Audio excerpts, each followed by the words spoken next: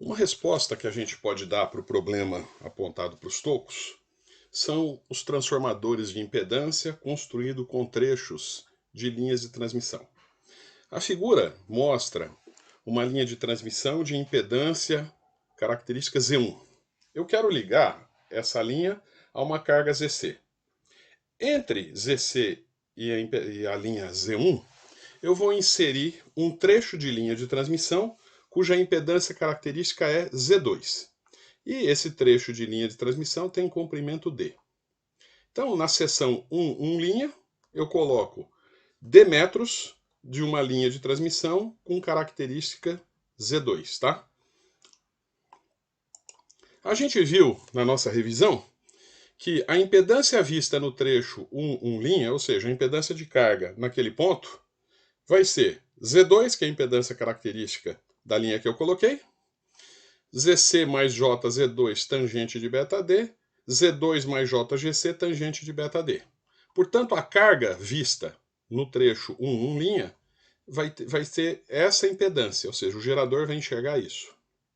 Se na frequência de operação eu fizer o comprimento físico D ser igual a lambda sobre 4, ou seja, eu calculo qual é o comprimento de onda na frequência de interesse e construo uma linha com D tal que D seja lambda sobre 4. E ainda ZC for puramente resistível, ou seja, ZC na verdade vai ser um RC, a impedância vista no trecho 1 linha dada é essa. Substituindo D por lambda sobre 4, a minha expressão se reduz a Z2 ao quadrado sobre RC. Ou seja, no trecho 1 linha, o que eu enxergo é uma impedância que é numericamente o quadrado da impedância característica sobre a resistência de carga. Se eu impor que essa impedância vista seja igual a Z1, ou seja, eu vou voltar aqui, ó. Se o que eu ver aqui for igual a Z1, não vai haver reflexão no trecho no trecho à esquerda de Z1 linha, tá? Então, eu estou casando a impedância para o gerador. Então, eu vou impor que nesse trecho a impedância seja igual a Z1. Dessa maneira, trabalhando as equações e isolando a impedância característica da linha que eu inseri, ela seria, então, a média geométrica de Z1 e RC.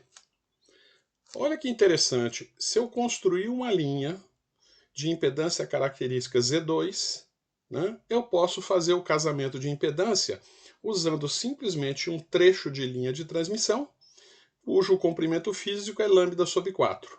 Isso é chamado de transformador de 1/4 de comprimento de onda. Em outras frequências, aonde D ele é, na verdade, um L diferente de lambda sobre 4, o coeficiente de reflexão visto não vai ser nulo, vai ser um pouquinho diferente, já que Z1' deixa de ser igual a Z1. Se eu substituir nessa expressão e desenvolver, eu tenho que o coeficiente de reflexão visto naquela seção vai ser dado por essa expressão toda aqui, tá? Se a gente trabalhar essa expressão, ou seja, eu faço Z2 igual a média geométrica de Z1 e RC. O coeficiente de reflexão gama 1' se torna essa expressão. Se eu quero fazer um gráfico do módulo por frequência, eu vou passar o módulo dos dois lados e eu tenho a expressão do módulo que, plotada, vai me dar a característica que eu tenho da resposta em frequência do meu transformador. Eu vou chamar beta vezes L como θ, que é o comprimento elétrico. E também, para tornar mais simples as nossas expressões, gama 1' simplesmente de gama, então eu tenho que o módulo de gama é dado pela expressão 1. No ponto onde θ é mais ou menos π sobre 2, eu posso simplificar essa expressão e ter a expressão 2, que plotada na forma de gráfico, mostra qual é o comportamento do módulo do coeficiente de reflexão, né, em função do comprimento elétrico. Veja que o comprimento elétrico é uma normalização da frequência, né? Quando θ é igual a π sobre 2 significa que o comprimento da linha é lambda sobre 4. O módulo do coeficiente de reflexão se torna nulo, como a gente viu. Uma característica desse sistema é que a resposta dele em torno do ponto ótimo é simétrica, ou seja, eu vejo o mesmo comportamento à medida que θ aumenta ou que θ diminui. Ou seja, à medida que o meu comprimento físico deixa de ser lambda sobre 4, tanto para cima quanto para baixo. No caso do toco, existia uma assimetria da resposta. No caso do transformador de 1/4 de comprimento de onda, a resposta é simétrica. Eu também não atingi aquele objetivo de ter uma resposta banda larga, né? Eu ainda tenho uma resposta que é ótima numa frequência, mas ela se degrada no entorno. Se eu abrir mão de ser uma resposta banda larga e definir, por exemplo, um coeficiente de reflexão máximo que eu estou disposto a tolerar em torno de uma certa frequência, ou seja, dentro de uma certa banda, eu posso definir esse coeficiente de reflexão máximo, seu módulo aqui, em termos de comprimento elétrico, como um ponto que vai desde θm até π menos θm, formando aqui a minha banda normalizada em termos de comprimento elétrico, Δθ. Então, posso calcular o Δθ, né? 2 vezes π sobre 2 menos θm, e quando θm, né, ou seja, o meu atraso, o meu comprimento elétrico, for θ tender a θm, eu vou estar exatamente no ponto que o coeficiente de reflexão vai ser máximo.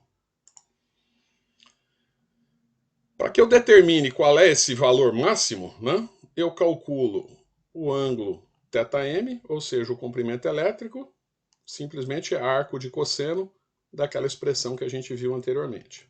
Eu vou assumir que a minha onda esteja se propagando no modo transverso eletromagnético, ou seja, velocidade de propagação ω sobre beta e beta 2π sobre lambda. Assim, θ, que é beta L, passa a ser ω sobre Vp, lambda sobre 4. Então, meu θ vai ser πf 2f0. Sendo f uma frequência qualquer e f0 é aquela frequência que a gente calcula para que o comprimento da linha seja exatamente lambda sobre 4.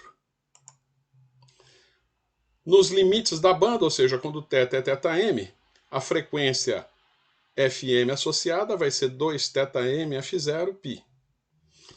A relação da banda que eu tenho do meu filtro, meu casador de impedância para a frequência central, em termos de θm, vai ser 2 menos 4θm sobre π. Se eu substituir esse resultado na equação 3, eu tenho que ΔF sobre F0, que eu chamo de banda normalizada, largura de banda normalizada, né, vai ser função do coeficiente de reflexão máximo que eu estou disposto a aceitar. Logicamente não vai ser zero.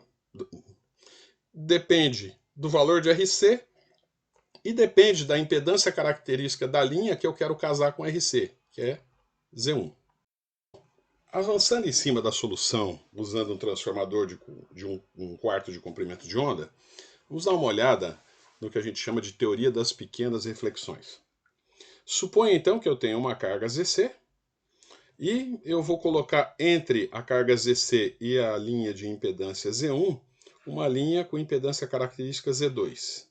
E ela tem um comprimento físico L tal que beta, que são as características de propagação dessa linha, vezes L, me dá um atraso, ou seja, um comprimento elétrico de θ radianos. Uma onda viajando do gerador para a carga, sobre a linha Z1, vai encontrar essa transição entre Z1 e Z2.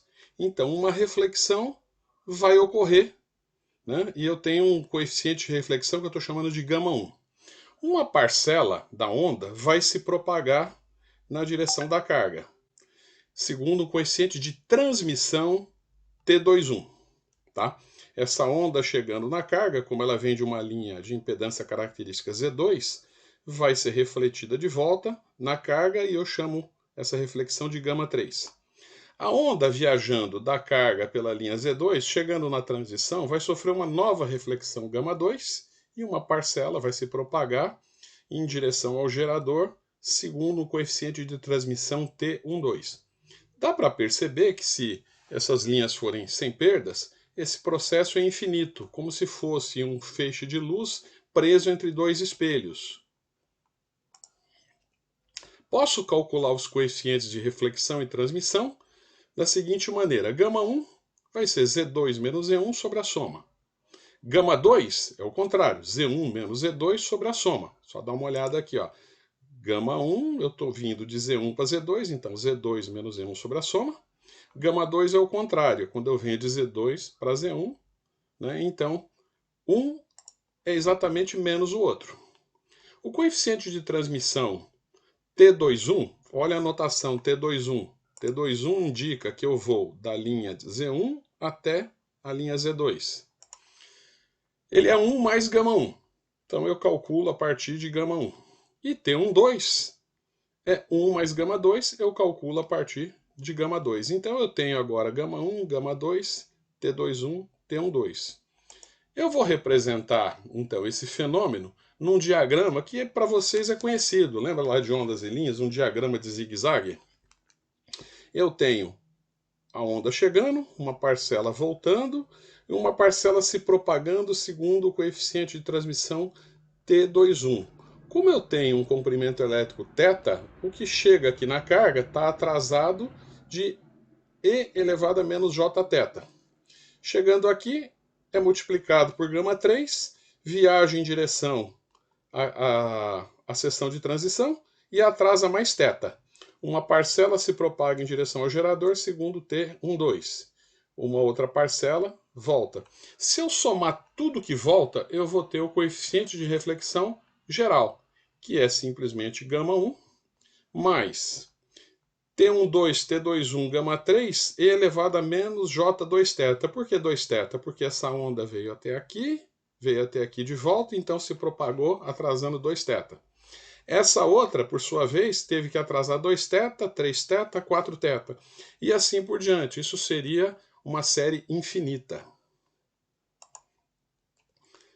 Se eu colocar todos os termos, é possível, né, colocando em evidência alguns termos, escrever o coeficiente de reflexão nessa forma compacta. Tá?